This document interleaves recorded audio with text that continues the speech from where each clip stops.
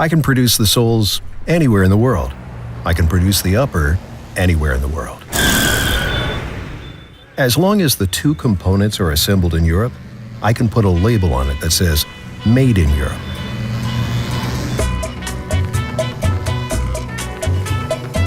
In fact, that's not a lie.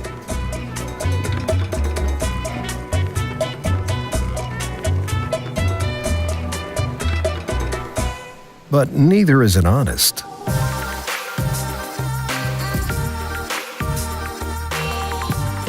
I wear Haix shoes every single day. My wife is already fed up with me wearing only these shoes. I think I have 4 pairs of Black Eagles. I've still got the old firefighter boots. That one's really kicking it. My primary objective is a merger between design and functionality. Which aspect of the shoe can be revolutionized? Can I invent something to reduce its weight? Or how do I integrate the seams in a certain design? If something breaks, how can I fix it?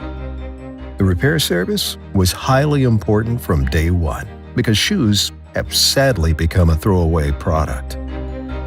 If I purchase a car and the tires are worn after a while, I don't even think about buying a new vehicle, right? We should go back to appreciating our shoes and making them repairable. Equip them with replaceable soles. It must be ensured that we can wear shoes longer than just 4 to 5 months, like all these cheap shoes.